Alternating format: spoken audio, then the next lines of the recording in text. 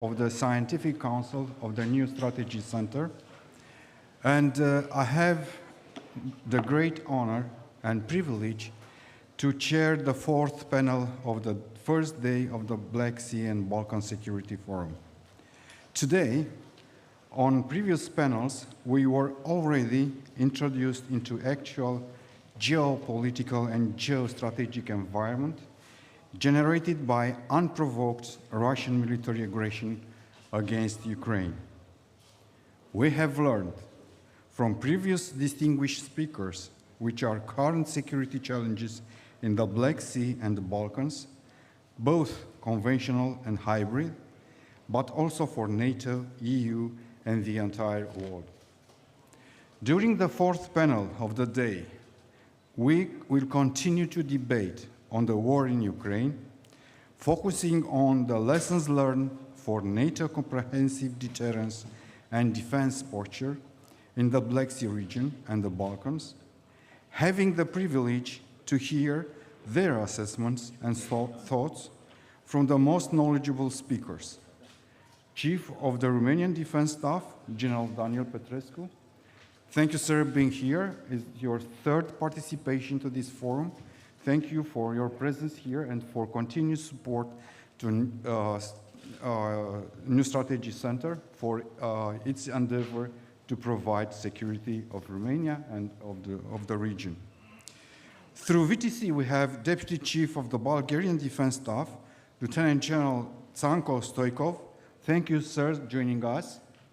If you hear us, thank you. Also through VTC, we have Deputy Chief of Georgian Defense Staff and a very good friend of mine, Brigadier General Irakli Cicinadze. Sir, welcome. Welcome. My pleasure. Yes. And you know very well, we have the privilege to have Lieutenant General Ben Hodges, former Commanding General, U.S. Army Europe, and now Pershing Chair in Strategic Studies at CIPA.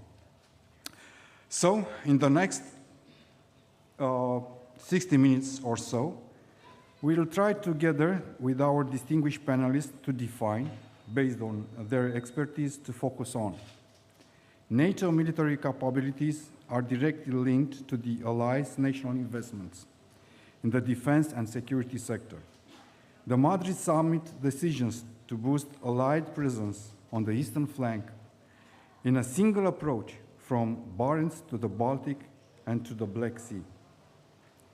Almost 8 months since the start of the Russian invasion of Ukraine, what could NATO allies have done differently?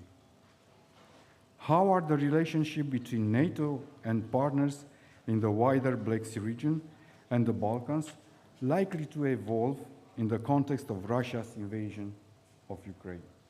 So, with these three main ideas, I'd like to hand the mic to General Petrescu to give his assessment.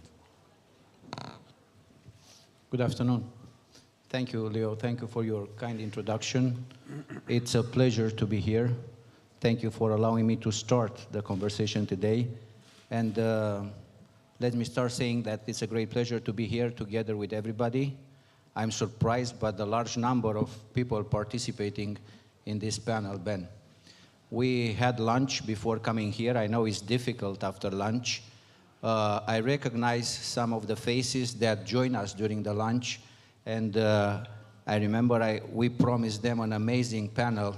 I have to say I was joking. I did not expect that many people to come here. Let me say also hello to our friends from Georgia and Bulgaria. I think Bulgaria still has some issues in connecting, and I hope he will be able to connect until we finish the conversation. Speaking about Ukraine, and it was a very interesting question, what would have done differently, what should we have done differently? I will refer to that in the end too. I think I should start, you know, expressing the solidarity with the Ukrainian people and with the Ukrainian government.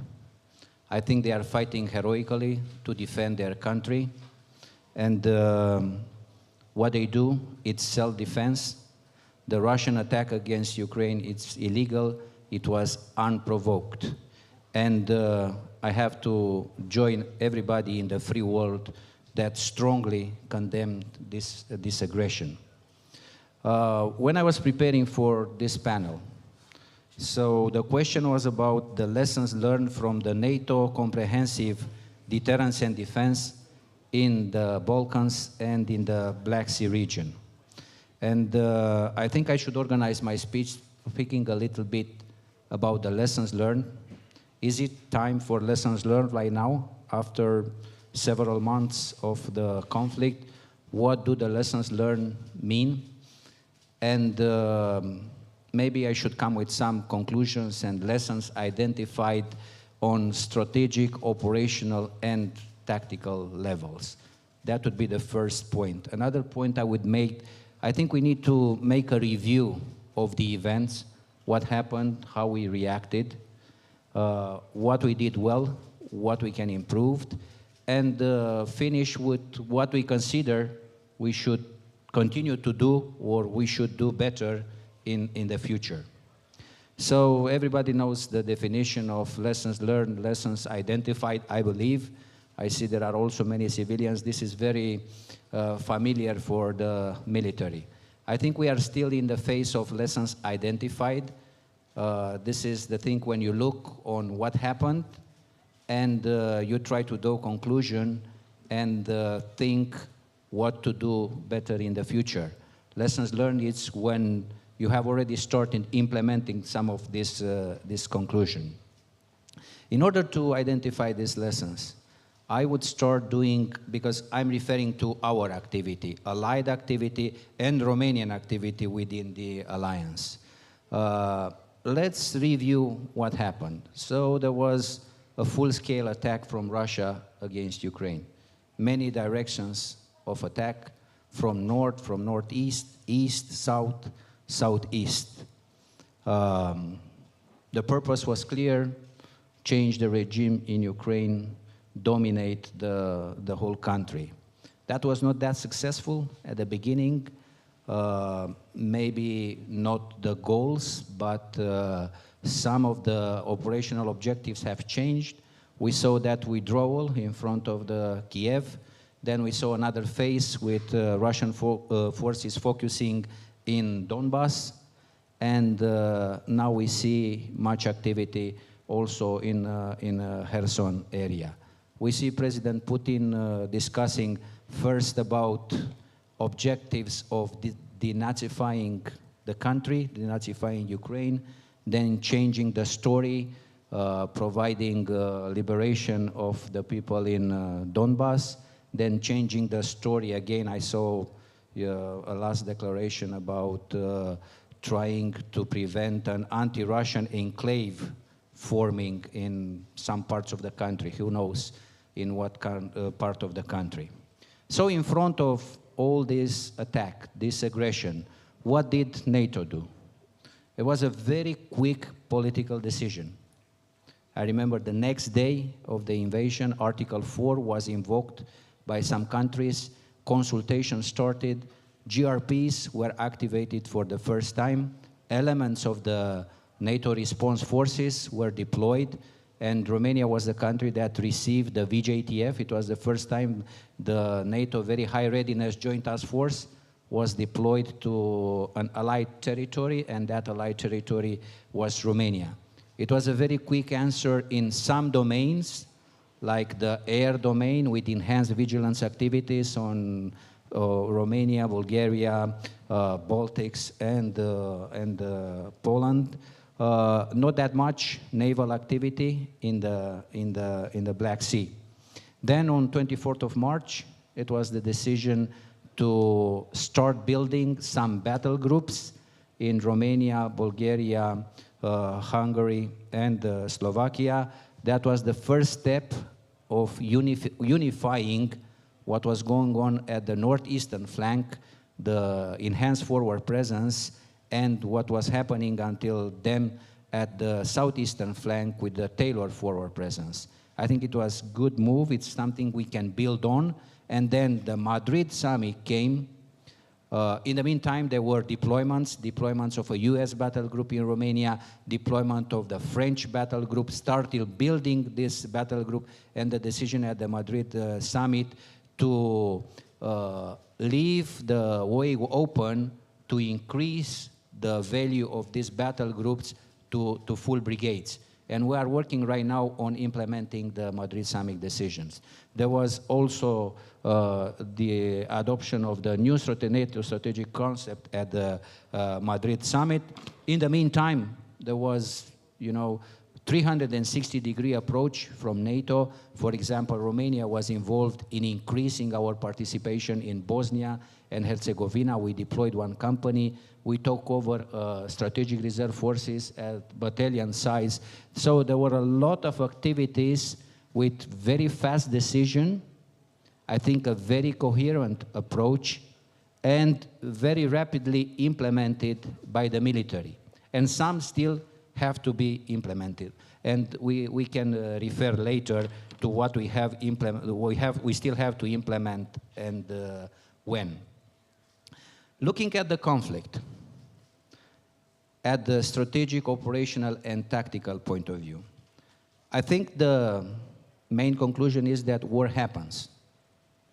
Remember, after the fall of the Berlin Wall, many people believe that war cannot happen on the territory of Europe.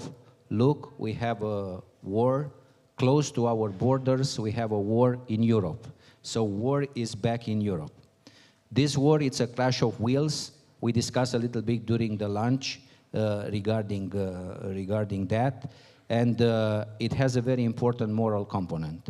I think we need to look into this moral component and how this clash of wills will play in the future. It will be the Russian will, the President Putin's will, it will be the national will of Ukraine, and also it will be the political will in the West, backed by the population will to support the political decision in support of Ukraine. It's very hard to wage state-on-state war as a war of choice, in my opinion, at least on the European continent. In order to, and it's good to have friends when war happens. And I think you always have friends where your cause is just. If the cause is not just, it's very difficult to convince somebody to support you in waging war. At the strategic level, I would emphasize the primacy of politics. And remember the road to war. Remember what the Russians asked from NATO. Remember their diplomatic request. In my opinion, they were unacceptable, and they were just made because the political decision was to go for war no matter what. Brutality. Do not count on restraint from your adversary in waging war. And you see what is happening around the nuclear power plants. You see what happened in Bucha, and you see what happened regarding the war crimes in some other area. You need to look at the long-term strategic objectives, and this is valid for all the parties involved into a conflict. Operational, I think we need to switch from peacetime activities to a defense forward. And I think we have taken the necessary steps with the decisions in Madrid, with the increased Allied presence at the eastern flank, to switching towards a forward defense. We are still not there, in my opinion, because we still need a lot of capabilities. We still need to integrate these capabilities, and we still need a lot of training. As you said yesterday, Ben, to sharpen our sword in order to be able to use it on necessary. Every weapon system is part of a joint activity. This is important to know when you build and when you prepare your armed forces. And at the tactical level, I would emphasize on mission command and on leadership. And I think leadership played a great role in the extraordinary performance of the Ukrainian armed forces in defending their countries. Regarding the Allied Comprehensive Deterrence and Defense posture, I think Allied solidarity and resolve has been proven with all the decision, with all the activity, with all the action. And I think we prove also our ability to adapt. And this ability to adapt will be very important in the future. Madrid was a fundamental shift, in my opinion, in the way we perceive and we build the deterrence of defense. We need to continue to strengthen our forward defenses, and it was also a right decision from NATO to continue to transform the NATO response forces and to increase the readiness of the Allied forces. We need to have the ability to reinforce, and we are working on that. We need to have a flexible command and control, upgraded defense plan, and we need resilience. Resilience is very important, and I think the next phase of the conflict will test our resilience in supporting not only what is happening in Ukraine, but in moving on with our lives, enduring what we have to endure, and continue to provide not only the moral, but also the material support. There are also some other tactical details regarding what capabilities would be necessary in the next war. We should not jump with the conclusions regarding that, but I think UAVs, CIS, long-range and high-precision artillery, anti-tank, man-pads, mobility plans, what you need for urban combat. This is something we have in mind at the defense staff, and this is something where we want to steer our procurement plans in the future. In terms of what Romania is doing, Romanian Armed Forces, what the defense staff is doing, we are very active in the NATO planning, because the way we plan influences the way the events will unfold in this area. We revise and adapt our own plans. We started before the pandemics with a strategic defense review. Now we started to review that strategic defense analysis. We will increase the investment in defense. 2.5% of the GDP next year will start to happen, and we will continue with our international commitments. We are very much involved in Bosnia. We are very much involved in Kosovo. The Balkans have also been important, because we are discussing now about the security of the Balkans and the Black Sea. And again, I cannot emphasize enough two things: resilience and technological edge. Thank you very much.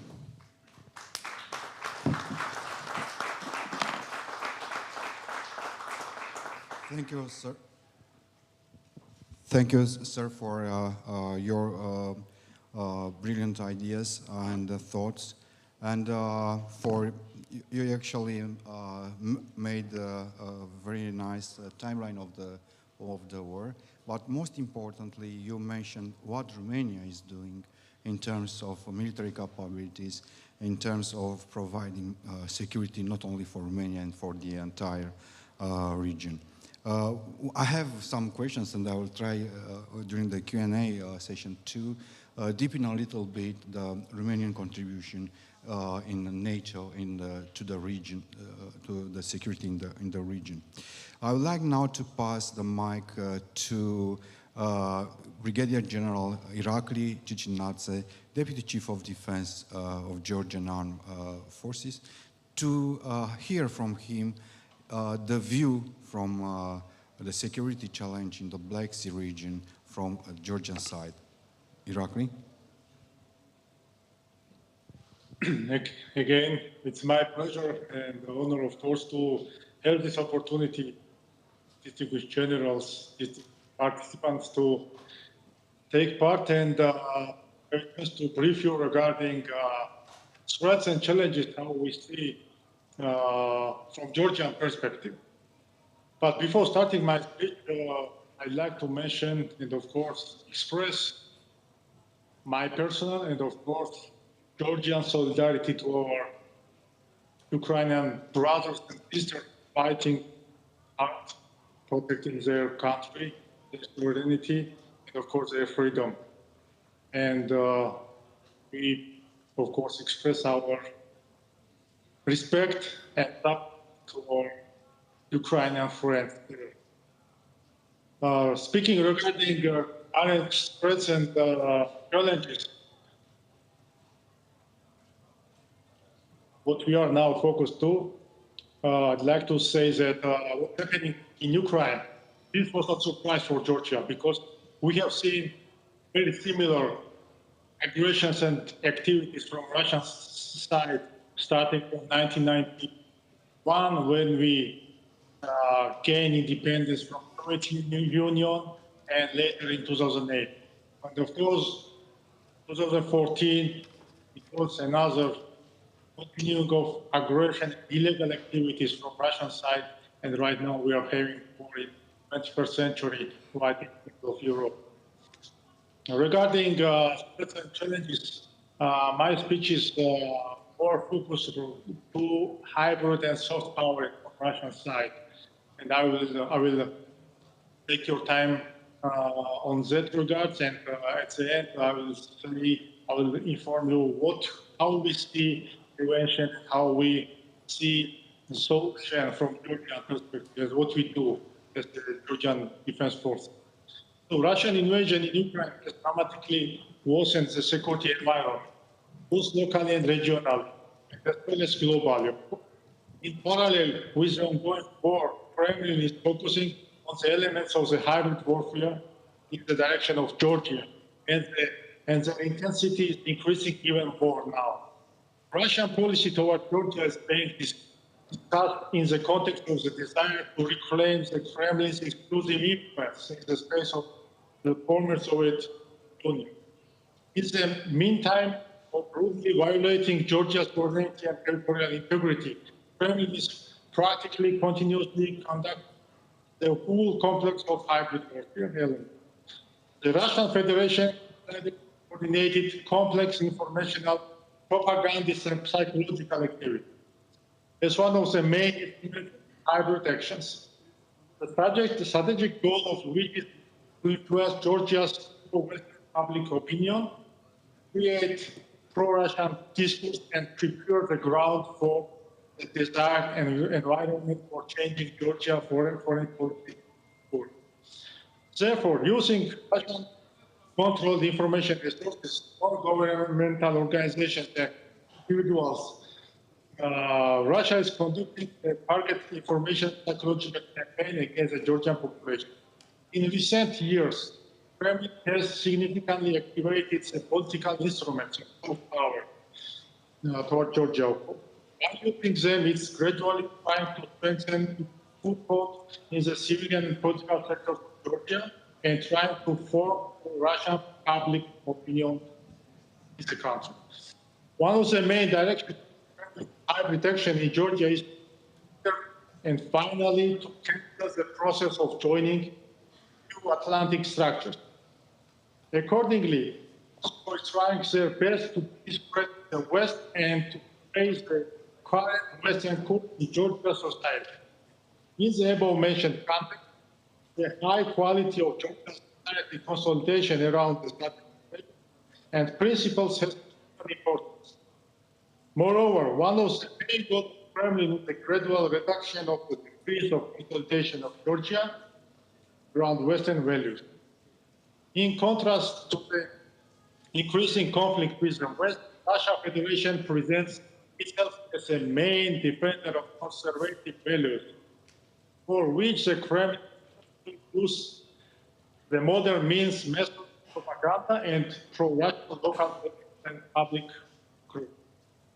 The supreme goal of Russia's main narrative is to attraction and to show itself as the main center of conservative values as the alternative to the West, around which countries' societies supporting traditional values. As a consequence of priorities, the direction of Russian propaganda in the post-Soviet region, with which its goals are easier to reach because of religious, cultural proximities, also due to the means of the information propaganda. Russian propaganda creating Western and pro-Western foreign policy course of Georgia by spreading misinformation, which aims to create a feeling of apathy and discomfort. Within the framework, pro-Russian narrative forms a kind of alternative reality, according to which the West fight against Georgia's traditional orthodoxy and imposes their unsustainable lifestyle. Only Russia can defend the Orthodox world. In the same context, of psychological operation, the ongoing creeping occupation of Georgian territories considered as a it serves to form several pro-Russian narratives in Georgian society.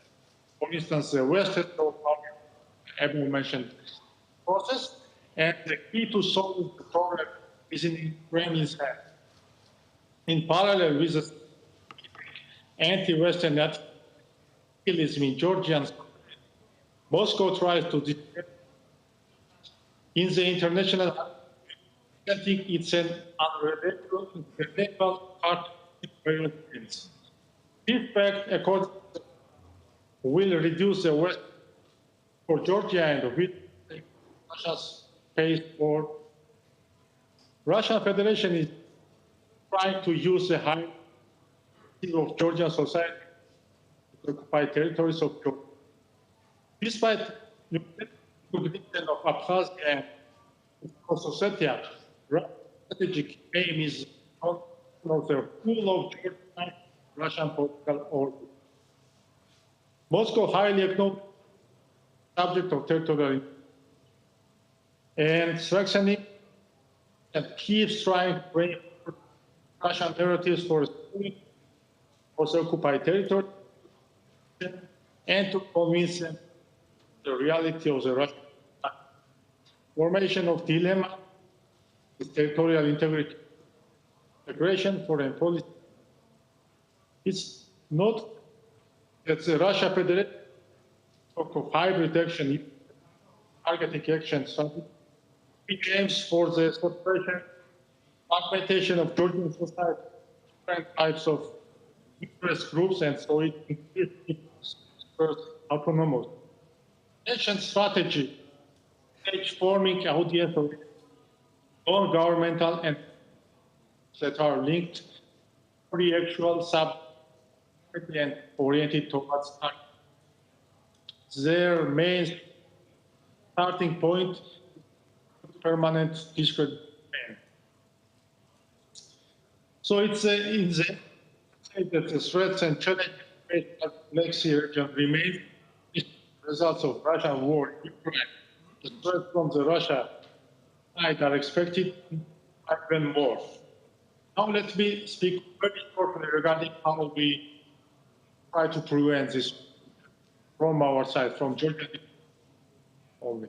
In order to effectively threats to the potential aggressions in our defense capability, strengthening cooperation with partner nations bears significance for Georgia.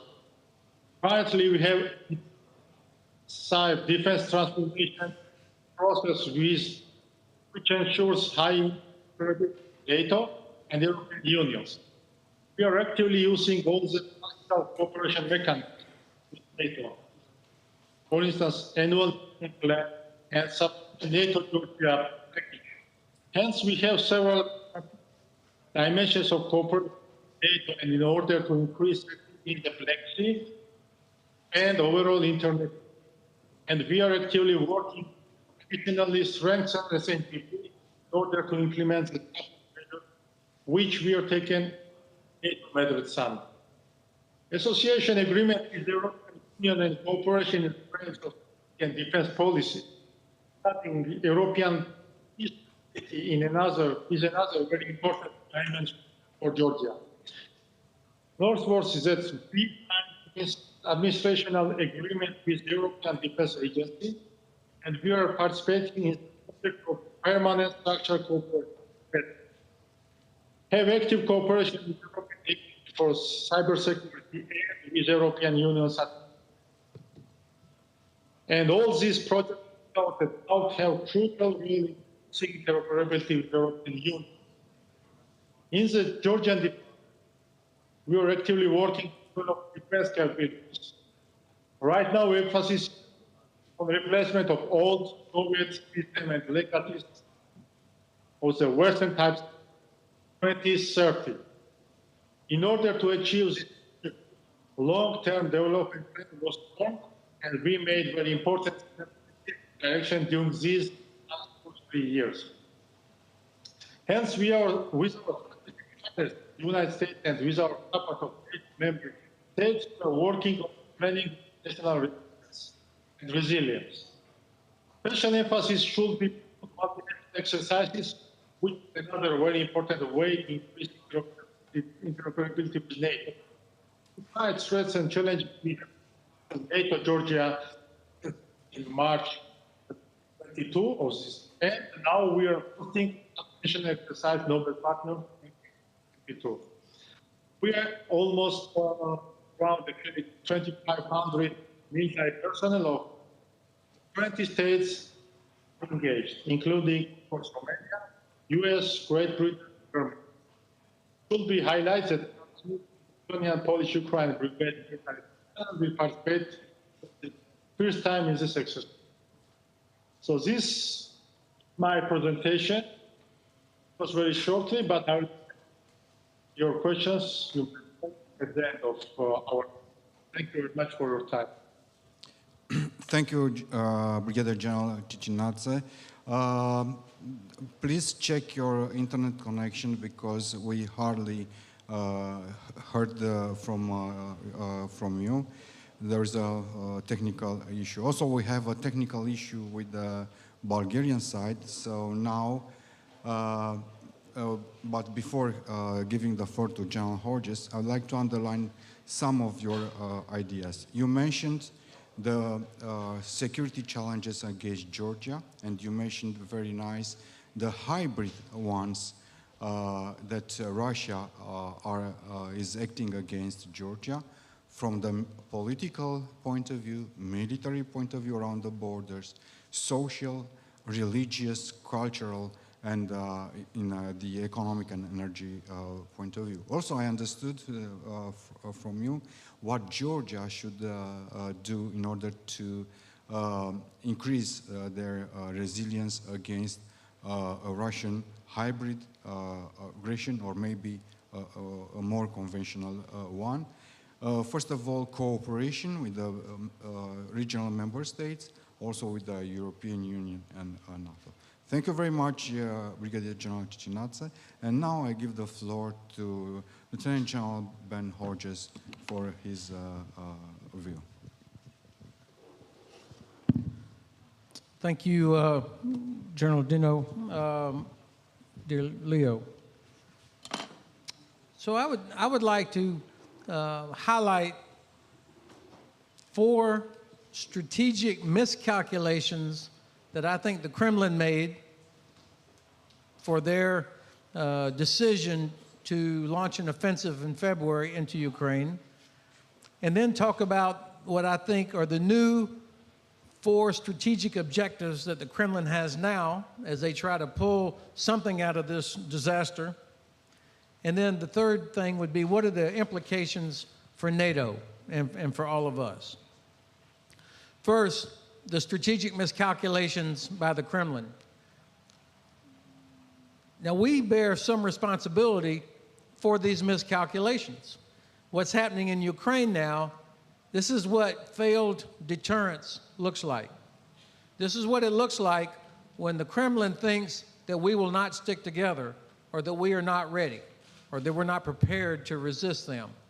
Then they make a decision like the one that they made. So, and when we think about the cost, what all of our nations are doing right now, spending money like crazy on ammunition and modernization and deployments, if these things had been in place before February, and if we had reacted appropriately after Georgia was invaded in 2008, and after the Russians supported the Assad regime in Syria, and after Russia invaded Ukraine in 2014, if we had done all the right things then, we would not be having this conference today talking about what's happening in Ukraine.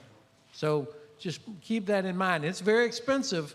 It's very expensive to have effective deterrence, but we're seeing how much more expensive it is when deterrence fails, not only in money, but in the hundreds of thousands of innocent people that have been killed.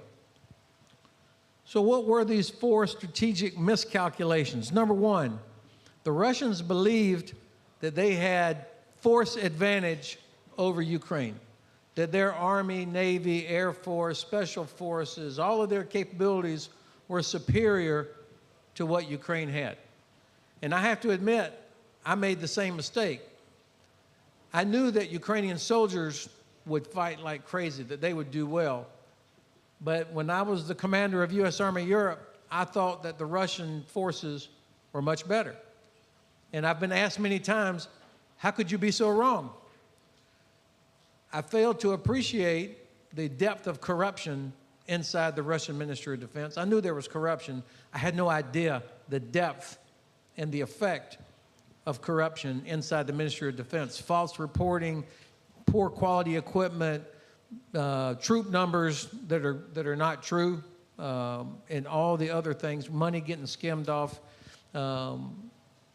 I failed to appreciate that. I also failed to appreciate that Russian exercises were really only demonstrations, that there's no Russian exercise where they get tested. And you see that in their performance. They clearly were never tested inside any exercise. And so then all the mistakes that we saw come out.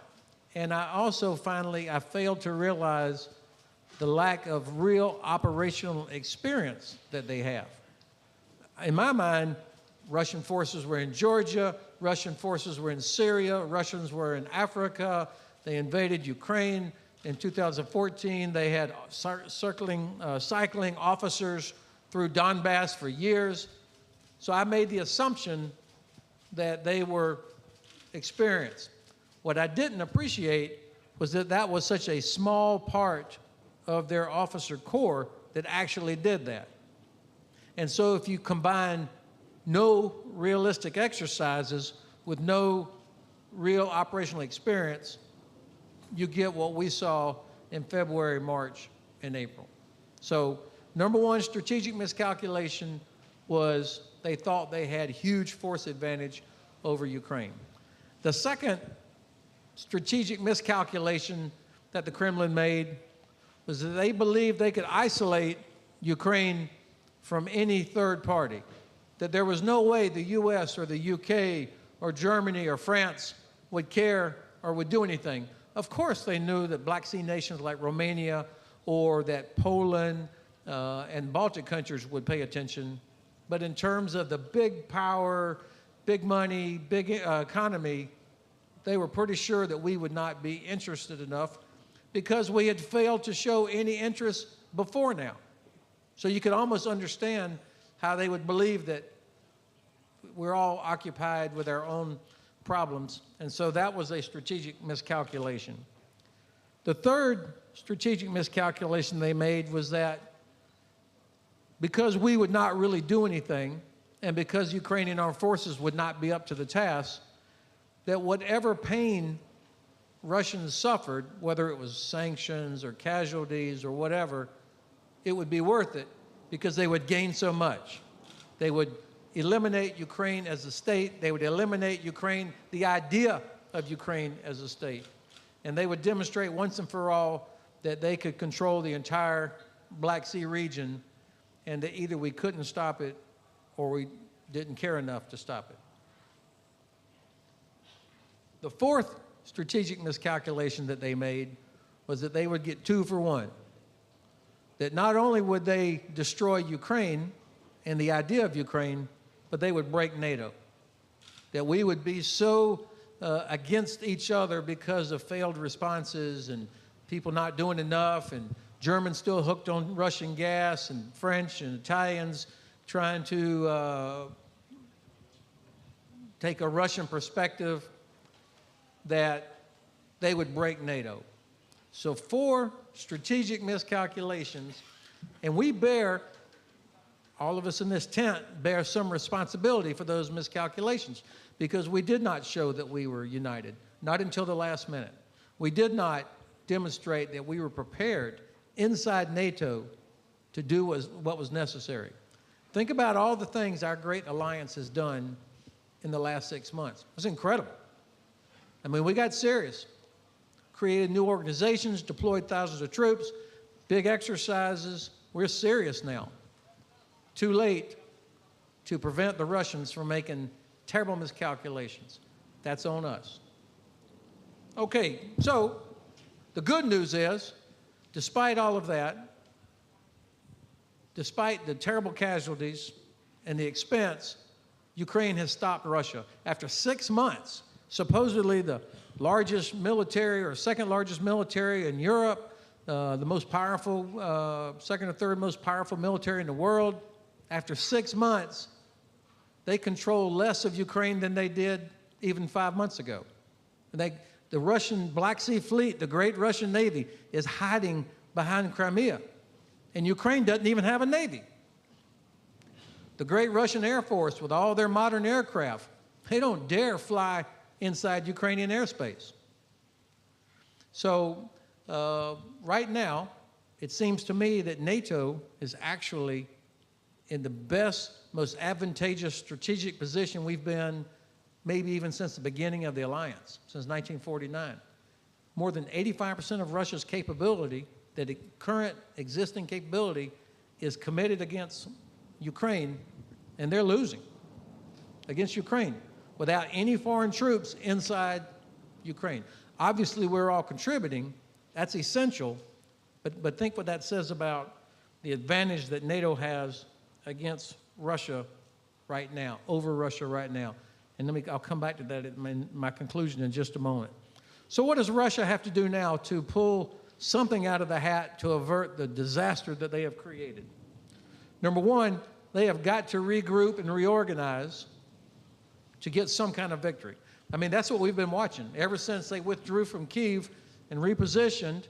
And then we heard General Petrescu earlier talk about how, at least for communicating to their own population, the objective from the Kremlin has changed multiple times to explain what they're trying to do. It's because they don't know. They don't know exactly what they're trying to do. I mean, there's an idea probably, but it's not something that politically is clearly articulated that the general staff can then turn into actual operational tasks. And they certainly are not resourced for it. But they're trying to reorganize and get some sort of a victory. The second strategic task for Russia is to ensure there is no revolt at home. It's regime survival. That's why the hundreds of thousands of members of the Russian National Guard, most of them are absolutely inside Russia, to make sure that there is no color revolution that happens while all this is going on. Right now, most Russians either don't care, as we saw the ones who were having their summer holiday in Crimea a couple of weeks ago, but when you start combining battlefield defeat, defeat, defeat, casualty, casualty, casualty, and the sanctions begin to affect normal Russians, the temperature is going to go up inside Russia. I can't predict how, but another oligarch fell out of a window yesterday. There's been a lot of that lately, and I think we're going to see more of that as people start realizing how bad it actually is. The third strategic task for Russia is to stabilize their economy and find new markets. Of course, that's what they're trying to do.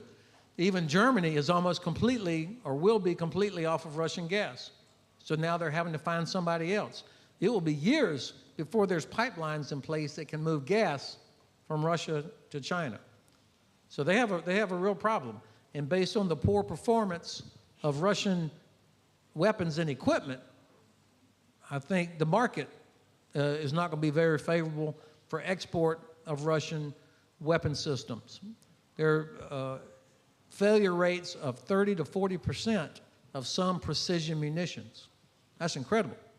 And I'm sure many of you have seen the video on Twitter of the reactive armor boxes that go on the outside of Russian tanks.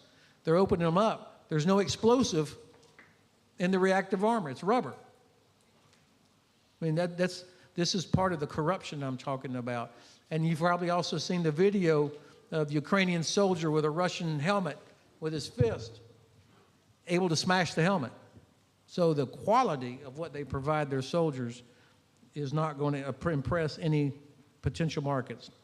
And the last strategic task for Russia is that they have to somehow figure out how to reconstitute power to pre-February levels, And this is what we've got to watch out for. This is why we should not put any pressure on Ukraine to settle, or to accept a ceasefire, or to stop, because the Kremlin they will not be satisfied with 20% of Ukraine. If we stop, it may be 2, 3, 4, 10 years, and then they're coming back. So they are going to try and redo that. So that brings me to my conclusion. What do we do about it? First of all, we have got to maintain at least the level of readiness we have achieved now in the last 6 months. I mean, everything we've done now, up until now, is because we recognize, holy shit, we were not ready, and we had to fix things fast. So where we are now, that's the minimum. That's the minimum. Secondly, we have got to exercise. There has not been a theater-wide joint multinational air and missile defense exercise in Europe, at least for the last 9 years. I know that for a fact because I was responsible for the Army Patriots. We've never had one. And after watching the last 6 months of Russians using precision munitions to attack apartment buildings, shopping centers, hospitals, it dawned on me, our requirement for missile defense is much more than airfields and seaports and capitals. It's our population. So the requirement is much bigger than what I think we thought it was. So that means not just more systems, it means you have to exercise. Defender 23 coming up next year. There needs to be thousands of troops from across the alliance, big formations, American brigades, French brigades, British brigades, Polish, German, everybody coming here towards the Black Sea region, moving across multiple boundaries, different terrain, river crossings, moving with all of our stuff, exercising those muscles. This cannot be a drill. This has to be a no-kidding hard exercise to find all the failure points. If you exercise and don't fail, then I would say it was a huge waste of the taxpayers' money. You have, just like a professional athlete, you work out until you get muscle failure. If we don't do an exercise next year that finds the failure points, then I think the taxpayer should be very unhappy with us. So I hope that this is what happens. And then the last thing, of course, we have to take advantage of this. We have to use the advantage we have now over the Russian Federation. We have to do what Secretary Austin said a few months ago, and then he was not allowed to say it anymore. We have got to damage Russia so bad that they can never threaten Romania, Poland, Lithuania, Georgia, any of their neighbors anymore. Thank you, sir. Thank you for your...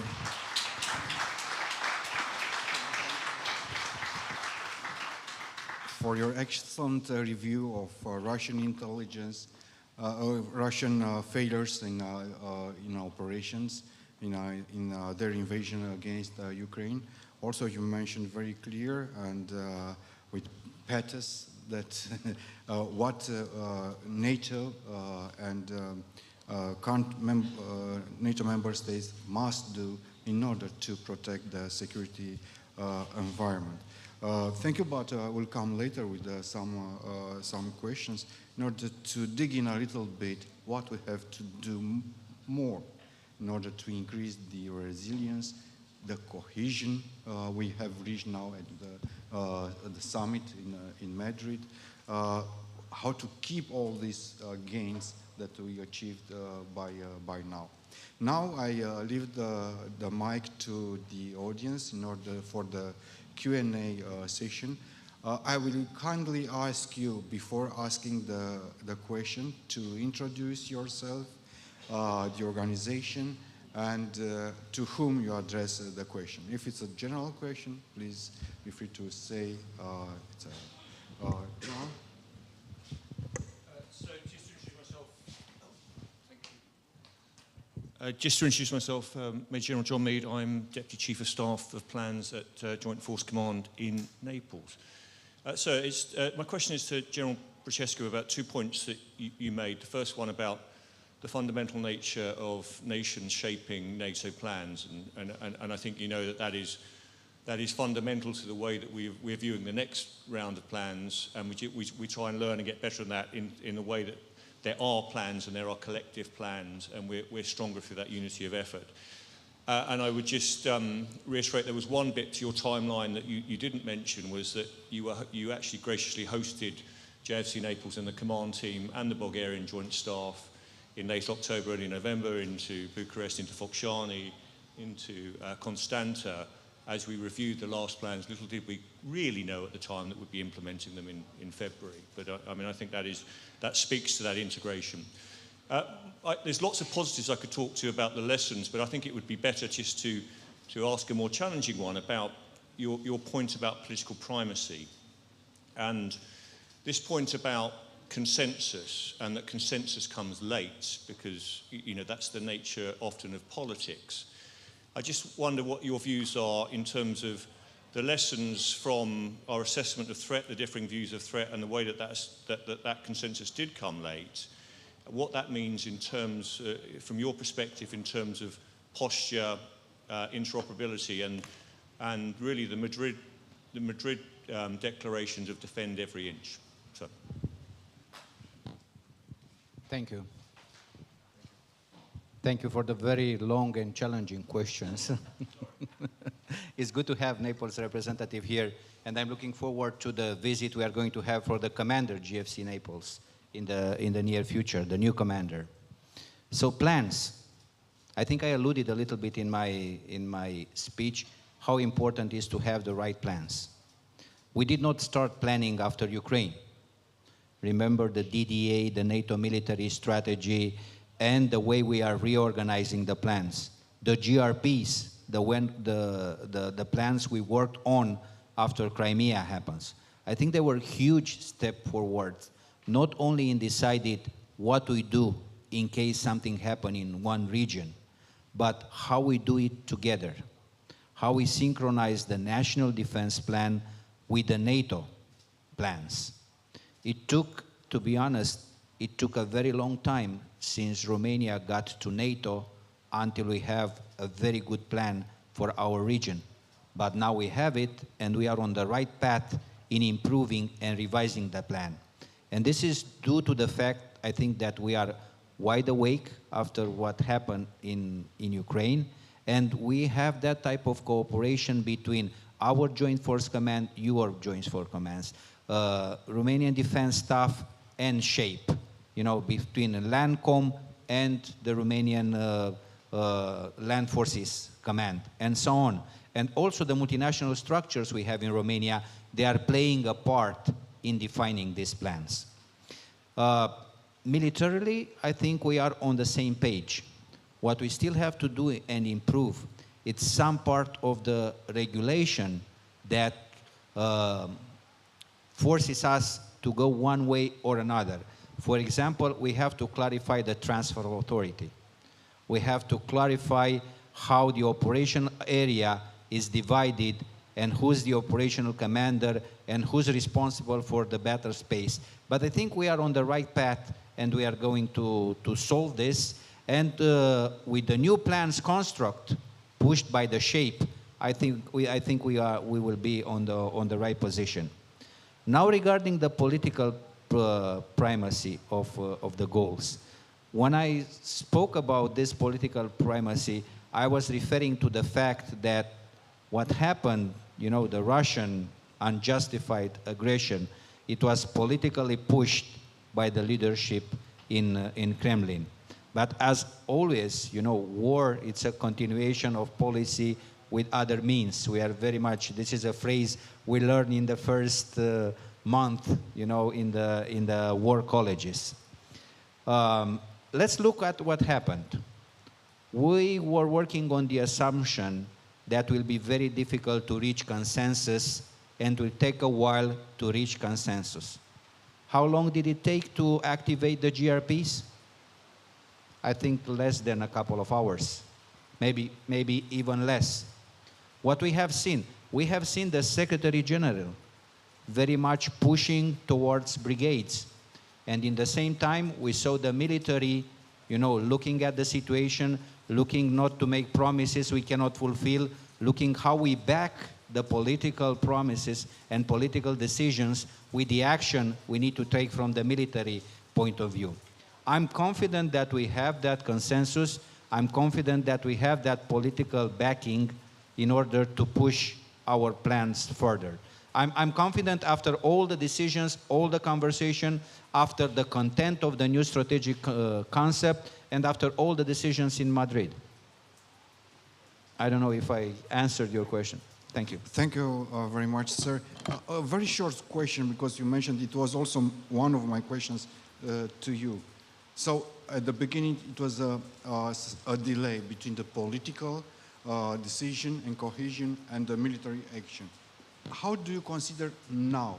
Is a balance between the political and military? I said there was an assumption from the military that will be very difficult to convince the politicians. This is what we thought before Ukraine. But what we've seen happening, I think NAC acted very quickly, very well, and continued to act. And the military committee also act very quickly, very well, and very focused on the task and what we need to do. Thank you. Thank you very much for your...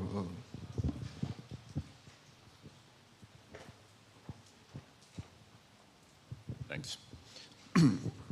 Andrei Larionov, Center for Security Policy, Washington. My question is to General Hodges. May I ask you to play some kind of time machine game? And if I may ask you to imagine that you are not only U.S. a commander of U.S. Army in Europe, but you are U.S. President 1.5 years ago, and having known what you know today about the Putin's preparation for war against Ukraine in Europe and NATO, what would you do differently? And second, very simple one, if you are if you commander-in-chief today, what would you do to finish the job that Secretary Austin mentioned back in April? How would you help Ukraine to finish the job? Andrei, thank you very much. First, if I was the president, I would make you my Minister of Foreign Affairs and send you to Moscow to solve the fucking problem. I'm sorry.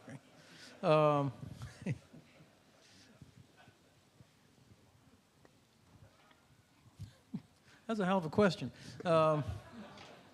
Look, I think that the Biden administration inherited a bad situation with the end of Afghanistan. Certainly, the Biden administration deserves criticism for how the final decision was made to come out of Afghanistan, and the State Department was not prepared. Everybody in this room was a witness to this. But how we got to that point was a mess. But the conditions for that disastrous conclusion were, of course, set in place by all the administrations the previous 20 years leading up to that point, because we didn't have the objectives right. We never got the American people involved. They never had to pay taxes for it. We changed objectives. But we ended up with a crappy situation. So I think because of that, I think the Kremlin probably thought the Americans, they're more messed up than we thought they were. And so I think if I was the president 1.5 years ago, I would have been going out of my way to make sure that nobody should be confused just because we did a poor job concluding with our allies the the operations in Afghanistan, nobody should be confused about our resolve. We haven't had a strategy for the Black Sea region. I mean, the height of debate about Ukraine in the United States was whether or not to provide Javelin, or Hunter Biden's laptop, or Giuliani. I mean, we didn't have a strategy for the whole region. And so if you don't have a strategy for the region, then you cannot possibly put together effective policy for Romania, Ukraine, Georgia, Moldova, and Bulgaria, and Turkey. So I think that the president, if I was president, I'd be focusing on assuring allies, making sure the Russians were not confused about our resolve, and getting to work on a strategy for the Black Sea region. I think the administration deserves huge credit. Secretary Blinken, they should be building a gigantic statue for him right now in Washington, D.C. for his ability to bring along all of our allies, and probably for the first time in my adult life, which is several decades now, the United States was actually consulting with allies instead of telling allies. I mean, it's the best I've ever seen from our State Department and any administration in terms of actual consultation with allies. And I think the decision to share intelligence the way they did, I'm sure most of the intel professionals were having heart attacks seeing so much information being shared in public, but first time in my life where I saw the Kremlin was on the back foot, where we finally got the initiative. So I think the administration did a very good job there. Now, if I was, you're asking if I was the chairman of the Joint Chiefs right now, or Secretary Austin, what would I be doing right now? I would immediately start, I would make sure that my president said, use the word win, that we're going to help Ukraine win, and win means Ukraine gets all of its territory back, and we're going to make sure that the alliance, we do our best to help the alliance stay at the level we're at now for future deterrence, and that we are going to, we're going to fix our relationship with Turkey, an essential ally, a very irritating, annoying ally, but every country represented in here thinks of the United States also as very irritating and annoying ally as well. But we will fix that relationship, and I'm going to find, of the 300 HIMARS launchers that we have in the United States Army, Marines, and National Guard, I think about 100 are headed to Ukraine, along with enough ammunition to finish this thing by the end of the year 2022. Thank you, sir.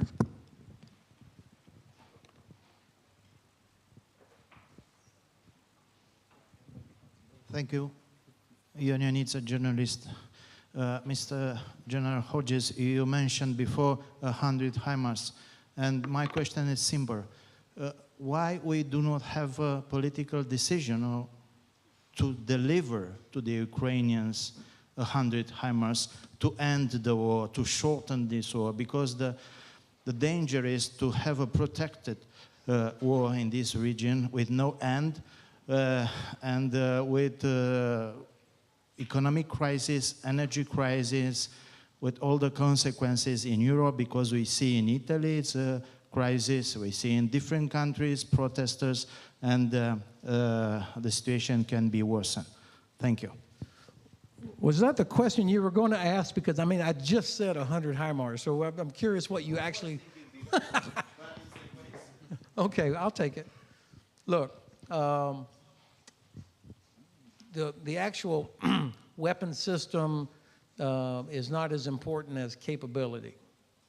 I usually try to avoid naming specific systems because I don't want to be accused of endorsing a particular vendor.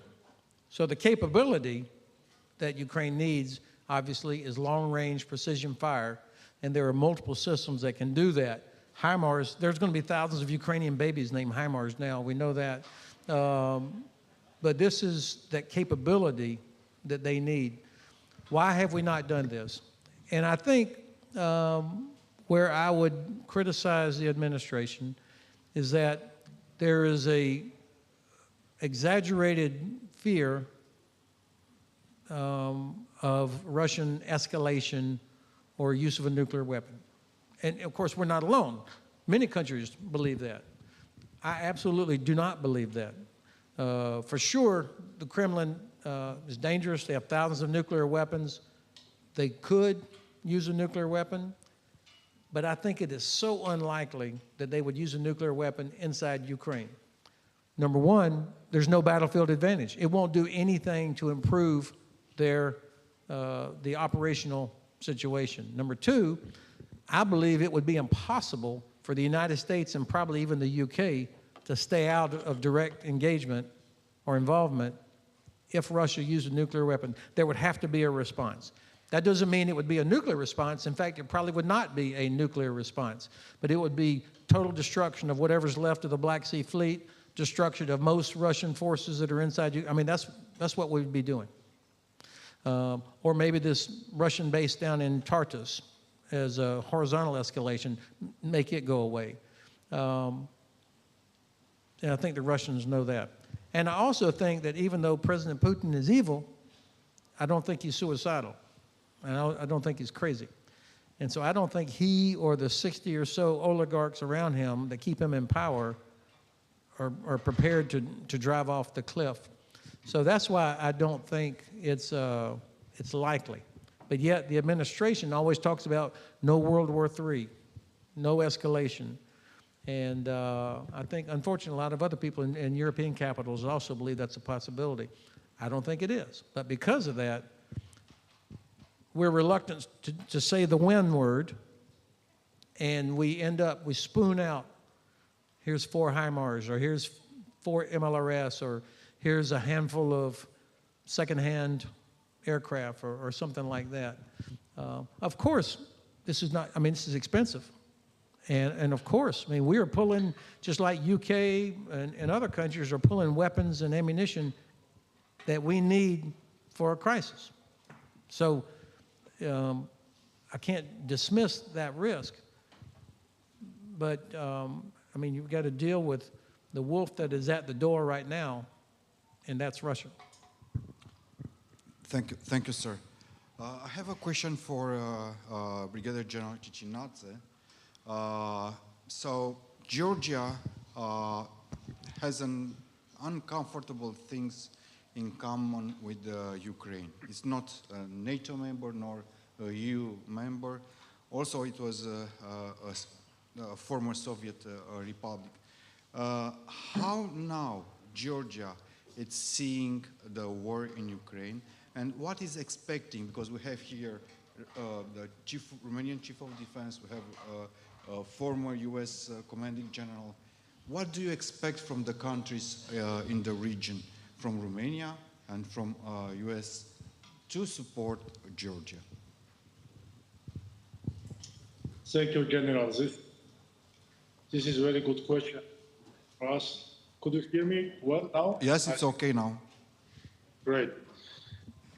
Actually, as you mentioned, sir, we have lots of similarities in common with Ukraine, starting from 1990s, early 1990s till now. And of course, for Georgia, only solution is to increase our partnership and cooperation with countries like Romania, a very good neighbor of Georgia, and of course, the United States is a sort of partner to us. And this is the main goal before we join to NATO and EU, to get closer and increase our interoperability with our partners. That's why we are doing this multinational exercise annually and joint exercises on the bilateral levels, bilateral fields. And we're still trying to increase the level and size of these activities with our partners. Moreover, we are asking to our friends to see on a permanent basis their activities in Georgia, to have a boots on the ground. We are offering our training ranges, polygons, military education infrastructure to come and train with our forces. This gives us a very good possibility, first, to increase our interoperability, second, to get closer with our partners, and third, it's a political message to our neighbor in North that we are not alone. And all this together is our policy to activate our partnership, of course, with our friends and partners regionally and, of course, thank you. Thank you very much. I'm sorry, but the time is up. So already we ended the time.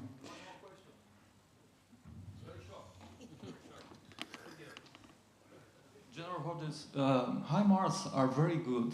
How about attack MS? When is the right moment to send them?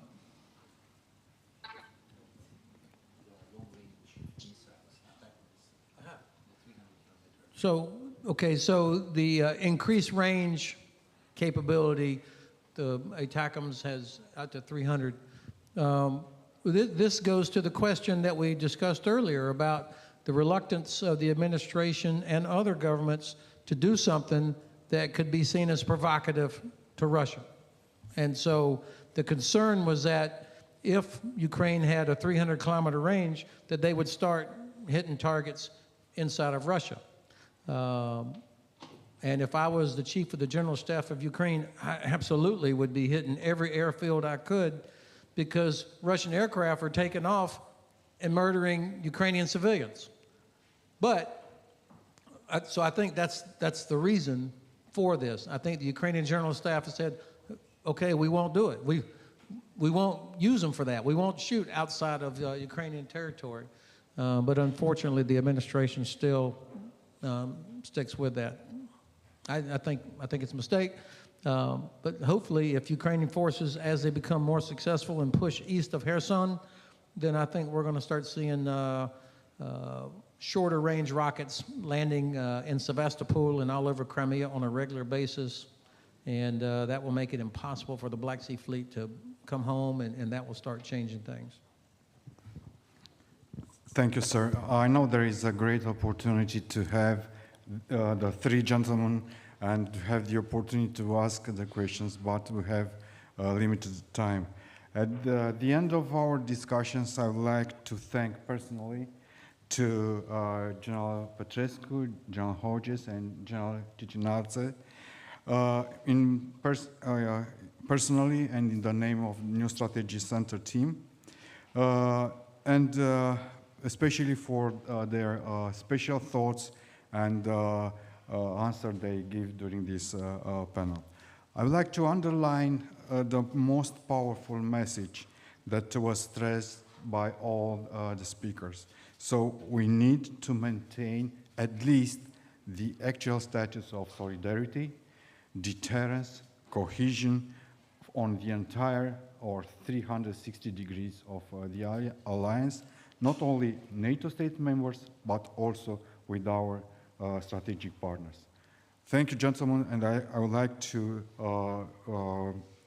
thank the gentlemen and to give them a warm applause.